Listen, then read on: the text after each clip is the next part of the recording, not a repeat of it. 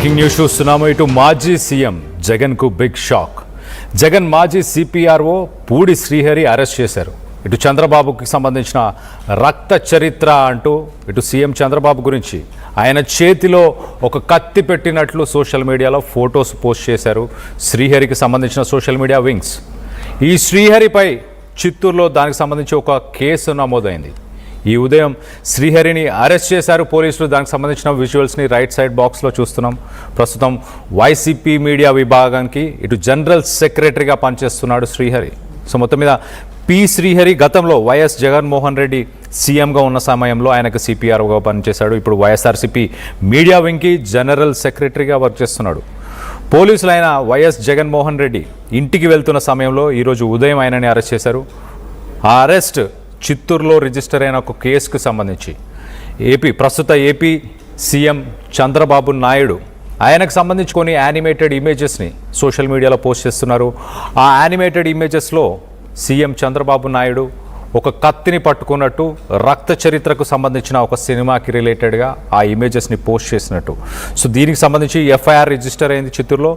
ఇటు digital foot prints స్పెసిఫిక్గా అలాంటి పోస్టులు పెట్టే వ్యక్తులపైన ఇప్పుడు ఏపీ ప్రభుత్వం కొరడాని జులిపిస్తుంది అని చెప్పొచ్చు. ఇటు శ్రీహరి గతంలో వైఎస్ఆర్సీపీ మీడియా అఫైర్స్ని ఆయనని చూసుకుంటున్నారు. At the same time media వింగ్కి కూడా జనరల్ సెక్రటరీగా పనిచేస్తున్నారు. ప్రస్తుత ప్రభుత్వం ఇటు లా ఎన్ఫోర్స్మెంట్ ఏజెన్సీస్ స్ట్రిక్ట్గా లీగల్ మెషర్స్ని తీసుకుంటాము, డిజిటల్ అకౌంటబిలిటీ ఉండాలి, ఇష్టానుసారంగా పోస్టులు పెడితే చర్యలు తప్పవు అంటూ ఇటు ప్రభుత్వం అయితే ఆ చర్యలు తీసుకుంటున్నట్టు తెలుస్తుంది. దీనికి సంబంధించి మరింత అప్డేట్ తీసుకునే ప్రయత్నం చేద్దాం. ఏపీ నుంచి మా ఇన్పుట్ ఎడిటర్ కృష్ణమోహన్ అందుబాటులో ఉన్నారు. కృష్ణమోహన్, ఈ అరెస్ట్ ఏ సమయంలో జరిగింది అండ్ ఎలాంటి పోస్టులు పెట్టారని?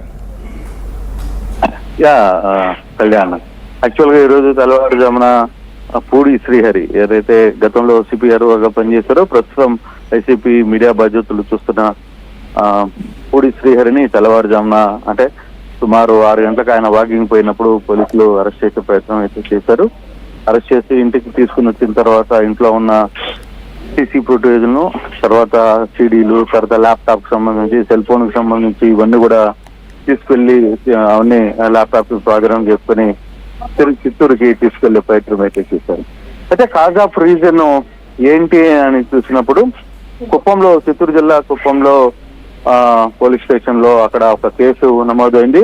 ముఖ్యమంత్రి చంద్రబాబు మీద సోషల్ మీడియాలో తన వాళ్ళలో కత్తిని చేతితో పట్టుకొని నరహాసుర రక్త చరిత్ర అని చెప్పి ఒక యానిమేషన్ ఫొటోస్ ని ఈయన పోస్ట్ చేయడం జరిగింది. దాని మీద కుప్పంలో కేసు నమోదైంది.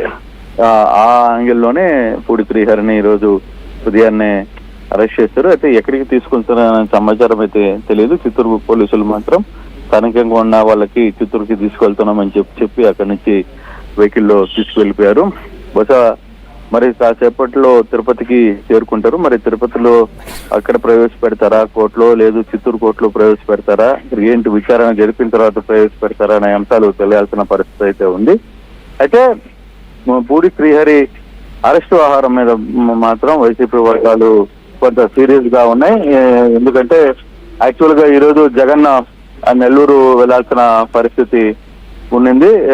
జోలిదన్నకి ఆయన అటెండ్ కావాలి, మత్స్యకారులతో మీటింగ్ జరగాల్సిన పరిస్థితి ఉంది. కానీ ఉదయాన్నే ఈ ఇన్సిడెంట్ జరగడం, అరెస్ట్ కావడం పట్ల కొంత సీరియస్ గా వైసీపీ వర్గాలు అయితే దీని మీద మరోసారి వైసీపీ కార్యకర్తలను అరెస్ట్ చేసే ప్రయత్నం చేస్తుందంటూ చెప్తున్న పరిస్థితి అయితే కనపడుతుంది.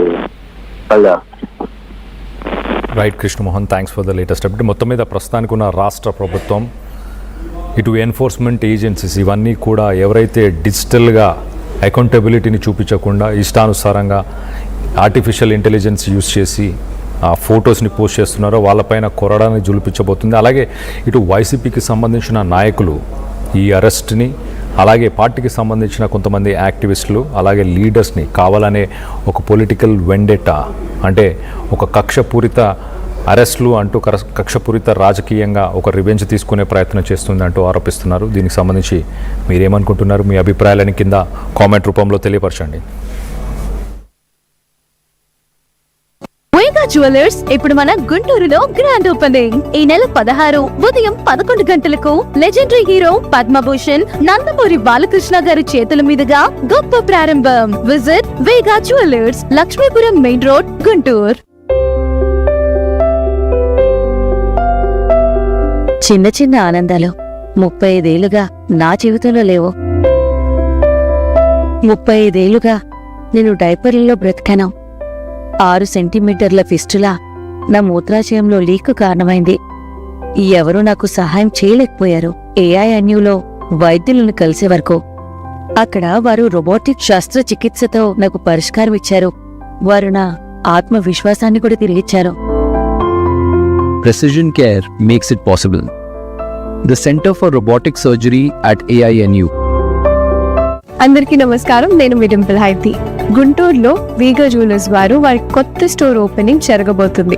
ఈ గ్రాండ్ లాంచ్ ని మన లెజెండ్ నందమూరి బాలకృష్ణ గారు ప్రారంభించబోతున్నారు. ఈ సెలబ్రేషన్ లో నేను కూడా మీతో జాయిన్ అవబోతున్నాను, మీ అందరితో సెలబ్రేట్ చేసుకోవడానికి. అయితే ఇది ఎప్పుడు జరుగుతుంది? 16th April రోజున 11 AM కి. Can't wait to see you all there. See you all there.